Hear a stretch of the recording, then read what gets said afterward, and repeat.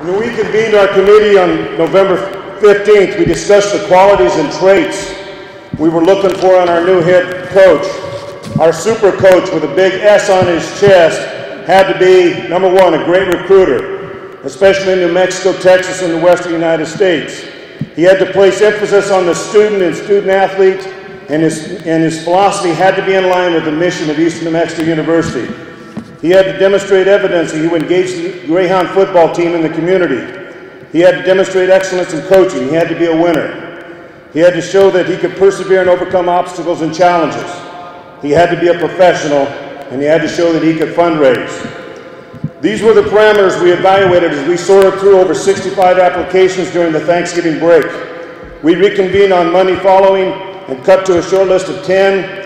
We conducted phone interviews and invited our 3 finalists to our campus last week. It was here that our evaluating process took a scientific turn as we applied the bubble test. This concept was the brainchild of our administrative assistant, Norma Stroik. On my door to my office, she and her student assistants decorated my door for Christmas with bubble wrap. Well, what do most people do when you see bubble wrap? You know, don't you want to get your hands on it? Don't you want to break a few bubbles? Well, Norma suggested that all we had to do was watch the finalists when they came into my office. If they broke one of the bubbles, this was a sure sign of aggression. We needed to hire that candidate. If they didn't break a bubble, this meant they were a win. Well, Josh Lynn broke a bubble. So he passed the bubble test. Now seriously, Josh Lynn is our super coach.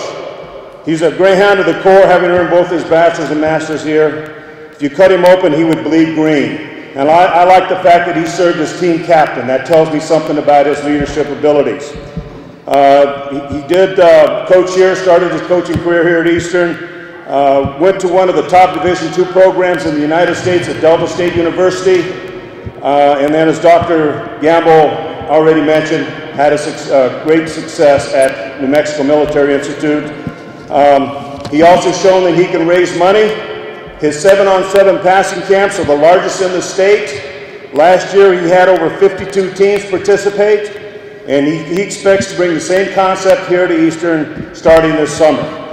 Coach Lynn comes from a coaching family. His father, David, is in the New Mexico High School Coaches Hall of Fame. Josh is a New Mexico native who is very popular with the high school coaches in the state. In fact, one of our most prestigious alumni, Cooper Henderson, who's built one of the most successful high school programs in the nation, Artesia High School, called on behalf of Coach Lynn.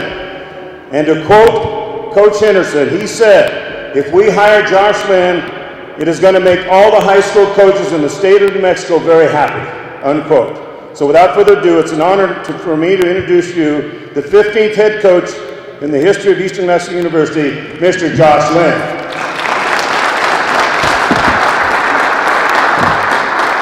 And, Coach, we got a hat. All right. We got a shirt.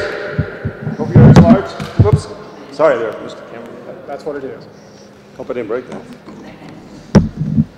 Okay, you don't have to put that on. I have to borrow Dr. Gamble's green jacket. You know, Hal Summerlin, when he got the job at Texas A&M this week, they put on a jacket on him, a school color. So, Doc, we got to borrow that from you.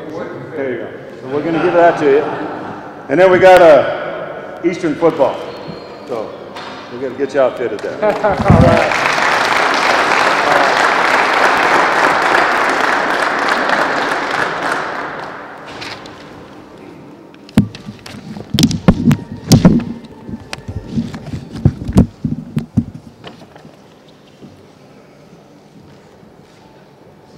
Let me get this hat straightened out first.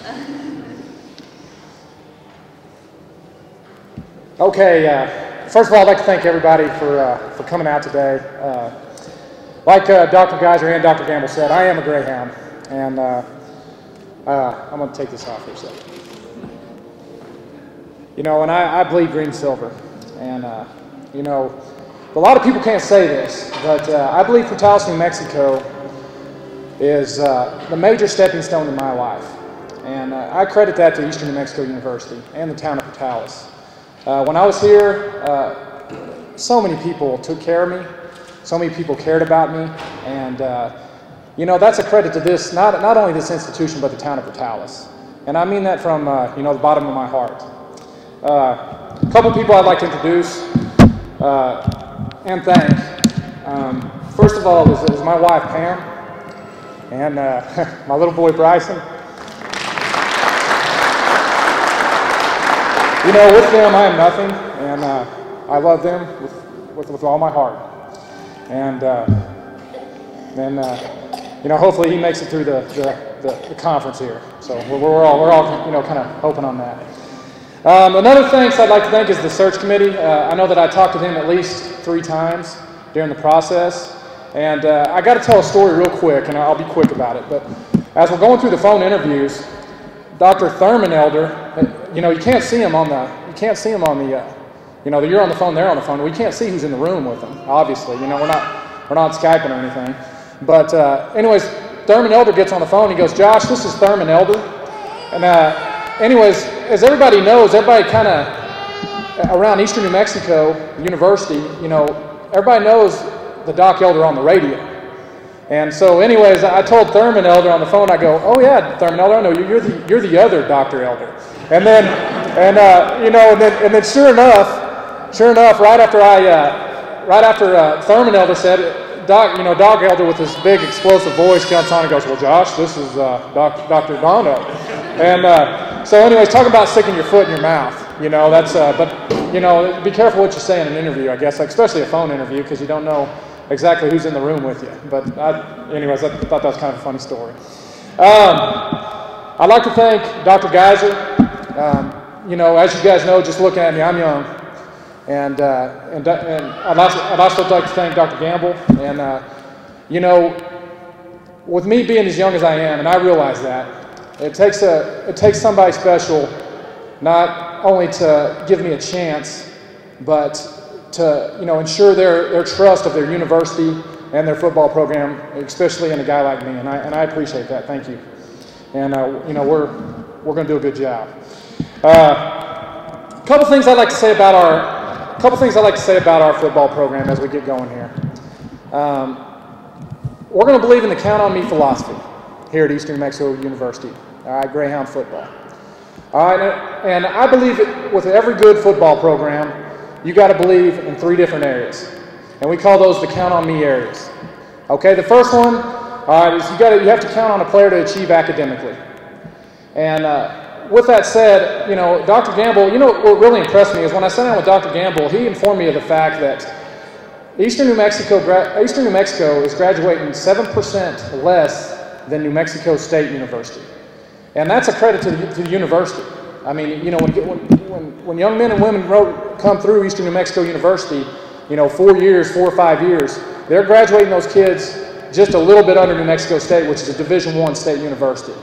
And, you know, right here in Portales, they're just 7% below that, and that's pretty dang impressive. And, you know, I think that's a credit to what this university believes in, you know, in achieving academically, you know, in achieving academic success. Another thing, too, as everybody, most of the people in this room know, if you don't achieve academically, that stuff out on the football field, you know, you can't do. And you're probably not going to last in college athletics. And so, you know, that's one leg of the prong in the count on me system. The second thing is we got to count on our players to be productive members of society. We have to get out. We have to do some things in this town of Portales. And what I want to do with our players is, you know, sometimes I believe in Portales and Eastern New Mexico, there's the university and then there's Portales, the town of Portales. I want to try to close that gap with the football program. And, you know, if we can get out and we can help out in the community, by gosh, it's a heck of a lot easier for those people who are supporting Greyhound athletics to come out, you know, drive out 5 miles to Blackwater Draw and come support the Greyhounds. So, you know, we're gonna get out in Portales, and you know, we're gonna do some things, you know, community service-wise, and you know, we're gonna try to close that gap. And you know, I haven't been here long enough to know the gap, but I know that, you know, there is just a little bit of a gap there. Not a huge gap, but I mean, every little bit helps. The next thing is we're gonna make sure our young men act right, and you know, I'm gonna work my hardest on that. And I know it's college, and I know kids are gonna make mistakes, and players are gonna make mistakes. But by gosh, we're gonna we're going to hold them to a standard, and they're going to, we're going to make them live up to that standard. And so we are going to count on them to be a productive member of society. Okay? And the last thing is to count on our players to reach their full potential as a football player. And, that's the easy part. I mean, getting out there and grinding and, go through off-season, getting kids out on the football field, that should be easy, the easy part for those young men. And the way we look at that is, the way we look at the count on me philosophy is a three-legged stool. And if you chop off, just like one of those cameras there, if you chop off one of those legs to that stool, the whole thing's going to come falling forward. And so we have to be, in those 3 years, we have to count on our players to be, we have to count on them to be successful in those 3 areas. And, I believe if we do those 3 things, Eastern New Mexico football is going to be on the rise. And, the recruiting and the on-the-field, actual practice and things, that stuff will come. But if we handle those 3 areas, I believe we'll move up here at Eastern New Mexico University.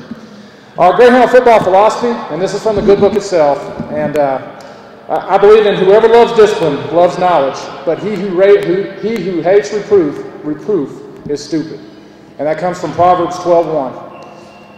In the Greyhound football program that we're going to try to establish here, our kids got to be coachable, and they have to be coachable in the 3 areas that we talked about.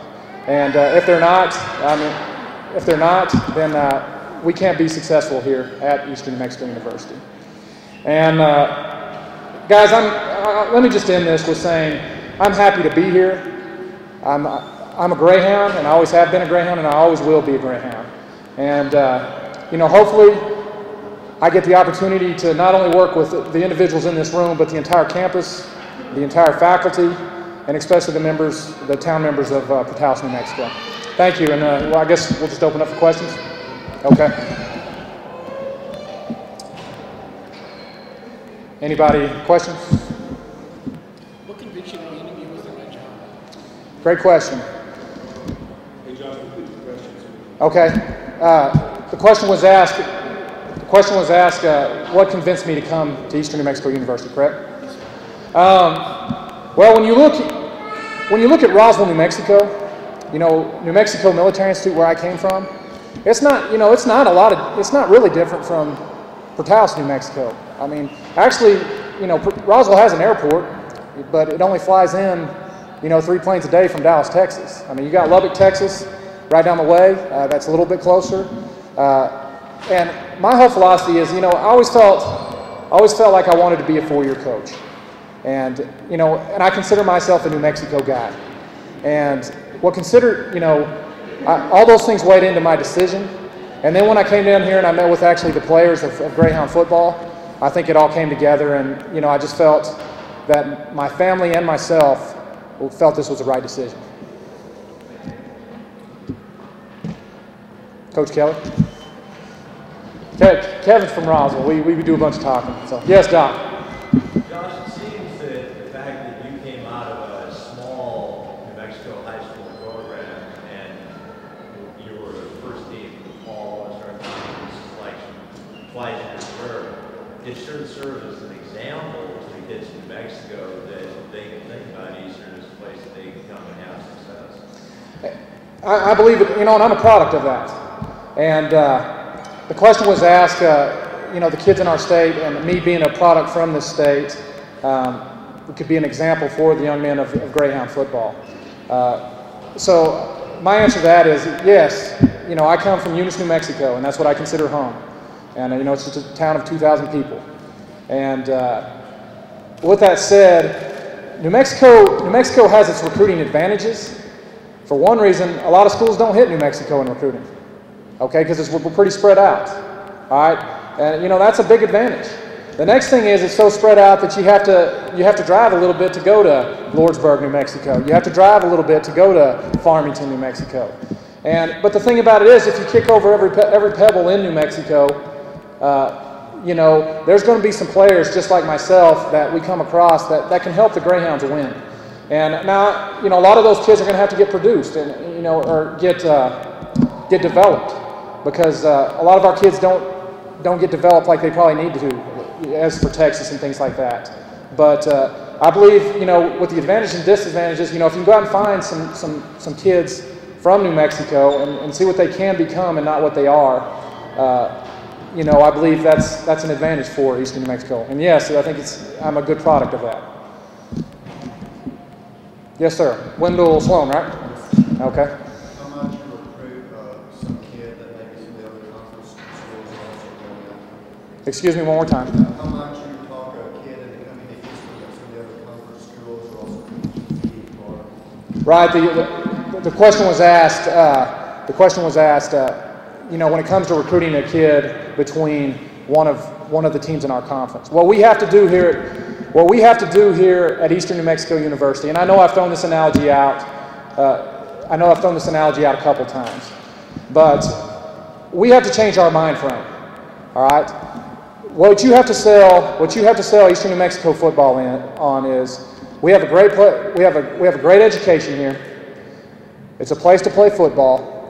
You have a roof, you know, you have a roof over your head, and you have a place to eat. What more do you need? And the analogy that I use is, you know, and this is an analogy I came across probably a week before I phone interviewed for this job, is, you know, Jack Harbaugh, the father of Jim and John Harbaugh, he was getting inducted into the Ohio Coaches Hall of Fame, which is a pretty prestige thing, I would imagine, you know, known in the state of Ohio. Anyways, he brought up a point when he dropped Jim and John, who Jim is the head coach for the San Francisco 49ers right now, and John is the head coach for the Baltimore Ravens. When he dropped them off to school every day, what he said was he'd look back there and he'd go, "Who's got it better than us?" And then he'd make those two boys he'd make them yell, "Nobody's got it better than us." And I believe that's the mindset that we have to install in our players, and I believe that's the mindset we have to install in our recruits. And, you know, you're dang right. I mean, nobody's got it better than us. I mean, we got football and we got a good education, and that's how we're going to approach it in recruiting. Next question.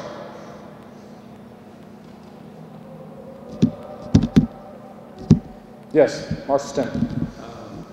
What type of offense? First of all, you know, all this is up in the air, but this is what we'd like to do. First of all, we're going to go in and we're going to try to be a spread option football team, okay, where we, you know, where we're in the shotgun some and we're under center some, but we're going to try to read the backside end, you know, and make people take running back, quarterback pitch, and then, you know, and then adjust when teams adjust to us. And we're going to always try to put our kids in the best possible position to make a play. And you know, if you go and look at our stats this year at New Mexico Military Institute, we're exactly 100. We're a little over 100 yards. We actually ran a little bit more than we passed, and we were, you know, 100 yards run offense as opposed to passing. So we were 50-50. And a token to our offense is, you know, we're going to put our kids in the best position to succeed. And you know, with that said, we're going to establish everything with the zone read, zone read scheme out of the shotgun. Okay. Kevin Keller. What's the timeline for coaching staff who's on your short list of assistants? Excuse me? Who's on your short list for assistants? Well, I have a pretty big short list, Kevin. You know, and with the question to getting the staff, we need to be able to get the staff in here as soon as possible. I understand that we're behind in recruiting. You know, NCAA Division II signing day, along with any NCAA institution, is, you know, the first Wednesday in February, and you know, as we're behind, and you know, it's crucial that we get our staff here at Eastern New Mexico as soon as possible. As for short list, you know, there's some pretty good coaches down there at New Mexico Military Institute that you know, I'm gonna try to recruit a little bit, but you know, that's about all I can say about that, you know, to this point. So, good question, Kevin. Next question.